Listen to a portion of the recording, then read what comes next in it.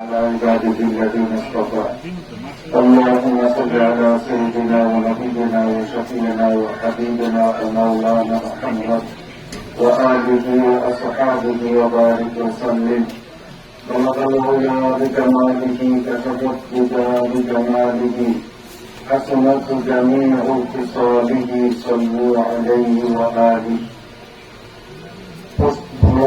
সদর থানার অন্তর্গত পশ্চিম ইলিশা হালাদার মার্কেট সংলগ্ন ঐতিহ্যবাহী ইসলামী বিদ্যানিকেতন তালিমুন্নেসা মহিলা মাদ্রাসার হেফজ সমাপনকারী ছাত্রদের বিদায় উপলক্ষে ওয়াজ ও দোয়া মাহফিলের সম্মানিত সভাপতি, উপস্থিত হযরত উলামায়ে কেরাম, উপস্থিত অত্র এলাকার সম্মানিত মুরব্বিগণ, এখন রাত গভীর হয়ে গেছে। আলোচনা করা বা শোনার মতো পরিবেশ আছে বলে মনে হয় না, কারণ প্রায় 11টা সুইছি। তারপরেও আপনারা জমে বসে রইলেন, এজন্য সংক্ষিপ্ত আকারে আমি কোনো ওয়াজ নসিহত নয়, গুরুত্বপূর্ণ কয়েকটি কথা বলবো।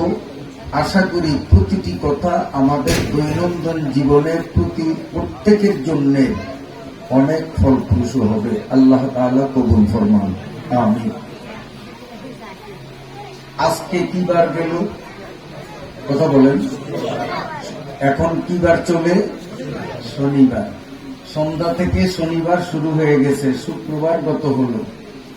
শুক্রবারে ইসলামী শরীয়তে প্রতিটা সাবালেগ মুসলিম পুরুষের উপর জুমার নামাজ বাধ্যতামূলক ফরজ। এই জুমার নামাজ আমরা পড়ছি না আজকে আল্লাহর রহমতে? বলুন আলহামদুলিল্লাহ।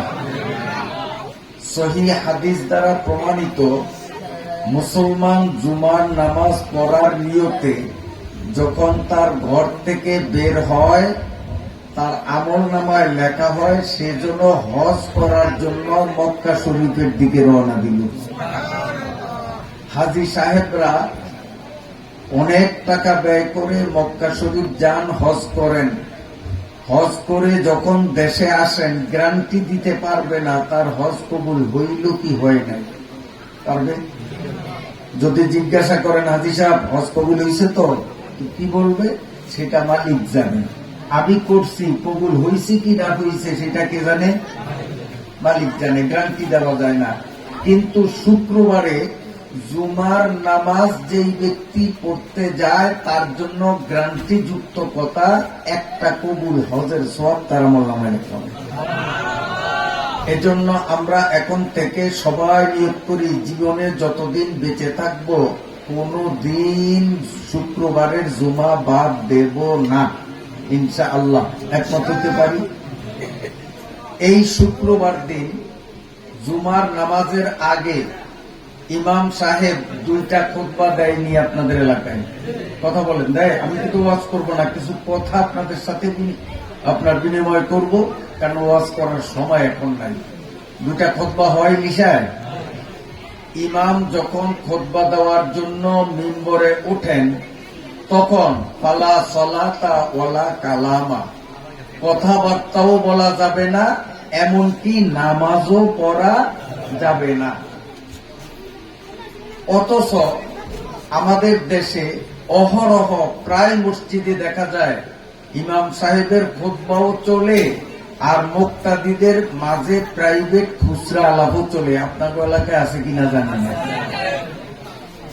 সহিহ হাদিসের মধ্যে বর্ণিত, রাসূলুল্লাহ সাল্লাল্লাহু আলাইহি ওয়াসাল্লাম বলেন, শুক্রবারে ইমাম খুতবা দেয়া অবস্থায় যারা নিজেরা পরস্পর কথাবার্তা বলবে, জুমার ফজিলত থেকে সে বঞ্চিত হবে।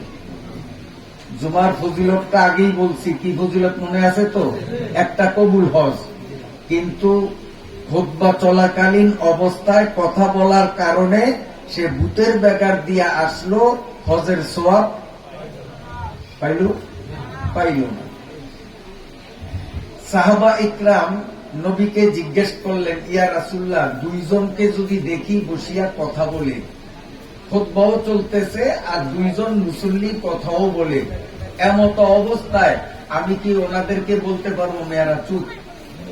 নবী আলাইহিস সালাম বলেন, ফাইন কুলতা লিসাহিবিকা উসকুত ফাকাদ লাগাওতা। হাদিসের মর্ম, কেউ কথা বলতেছে বলুক, তাকে বাধাও দেওয়া যাবে না।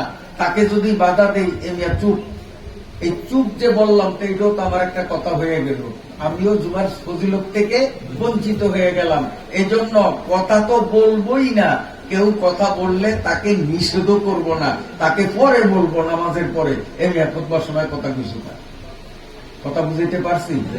খুতবা চলাকালীন কথা বলা যাবে না। এখন কোন ব্যক্তি নামাজ পড়তেছে, সুন্নত নামাজ, জুমার আগে কয় রাকাত সুন্নত? 4 রাকাত। এখন কোন ব্যক্তি 4 রাকাত সুন্নত নামাজের নিয়ত বানছে, এদিকে ওনার নামাজ শেষ না হইতে হইতেই খুতবার আযান শুরু হয়ে গেছে। এরকম হয় কিনা আমাদের জীবনে? বহুত হয়, বহুত হয়। এখন কি করবেন? মাসালা জানতে হবে। আমি যেই নামাজটা পড়তেছি, নামাজ পড়া অবস্থায় খুতবার আযান শুরু হইল, এই নামাজটা যদি নফল নামাজ হয়, আমি নফল নামাজ শুরু করছি, এদিকে খুতবার আযানও শুরু হয়ে গেল, এমত অবস্থায় আমি 2 রাকাতের মাথায় গিয়া সালাম ফিরিয়ে দিব। যদিও 4 রাকাত নফলের নিয়ত করছি, 4 রাকাত পড়া যাবে না। 2 রাকাতের নিয়ত করছি, 1 রাকাতেও নামাজ ছাড়া যাবে না, কারণ 1 রাকাত কোনো নামাজ হয় না। এই জন্য নফল নামাজ হইলে 2 রাকাত পুরা করিয়া সালাম ফিরাইয়া খুতবা শুনতে হবে। আর যদি জুমার 4 রাকাত সুন্নত আমি শুরু করছি, ওই অবস্থায় যদি খুতবার আযান শুরু হইয়া যায়, তাহলে সহি অভিমত হইল সুন্নত 4 রাকাত পুরা করিয়া তারপরে খুতবা শুনবে। সুন্নত হইলে ওটা পুরাই করবে, আর নফল হইলে 2 রাকাতের মাথায় শেষ করবে। কিন্তু এটা হলো খুতবা শুরু হওয়ার আগে যদি নামাজ শুরু করি, কিন্তু খুতবা শুরু হইল তখন আর নামাজ শুরু করা যাবে না। কথা বুঝাইতে পারলাম? এই ভুলগুলো আমাদের সমাজের মধ্যে অহরহ হয়। খুতবা চলাকালীন অবস্থায় অনেক মসজিদে দেখা যায় দান বাক্সা ঠেলে, মুয়াজ্জিনের ওই বাক্সা নিয়ে কাতারে হাতে হারাম হারাম হারাম কালেকশন করতে হবে, হয়তো নামাজের পরে অথবা খুতবার আযানের আগে। কথা ক্লিয়ার? বুঝাইতে পারছি? গেল শুক্রবার সম্বন্ধে একটা মাসালা। আর আপনার বিরক্ত হননি? আমি আগেই বলছি ওয়াজ করবো না, কিছু কথা কমু, দরকারি কথা। আর আপনাদের যদি ইচ্ছা থাকে আরো 2-1টা কইতাম, বলবো। ব্রয়লার মুরগি খায়নি আপনাদের দেশে? সাদা সাদা ব্রয়লার মুরগি অ্যাভেলেবেল খায়। কি খান খবর আছে? ভালো করিয়া শোনেন। যেই সমস্ত পশু বা পাখি আল্লাহ আমাদের জন্য হালাল করছে, যেমন গরু, ছাগল, মহিষ, হাঁস, মুরগি, কবুতর, এগুলো হালাল না হারাম? হালাল।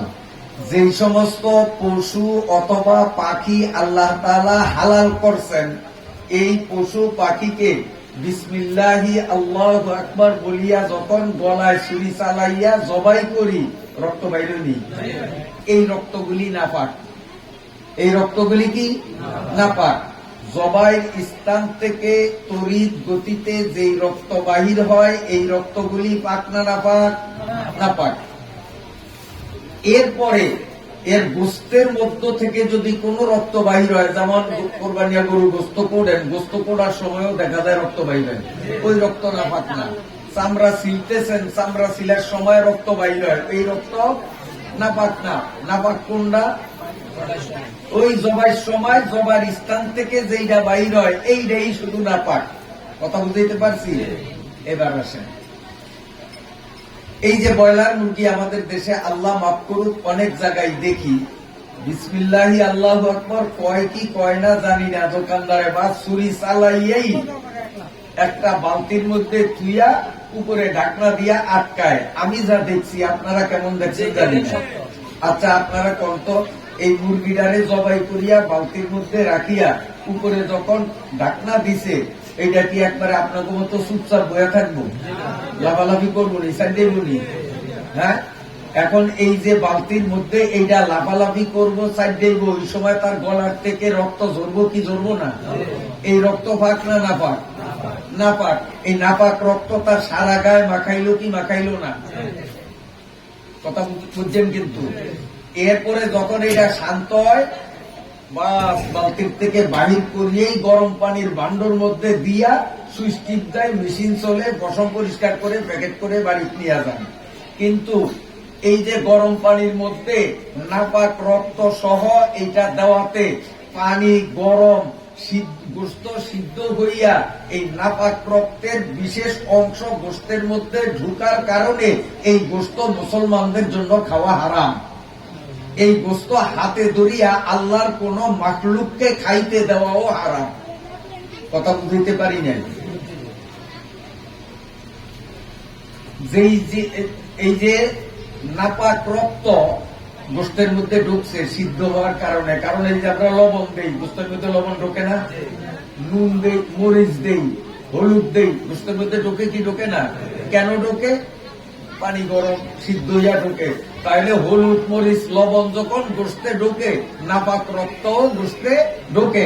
আর যেই গোস্তের মধ্যে নাপাক রক্ত ঢুকবে, সেই গোস্ত খাওয়া হালাল না হারাম?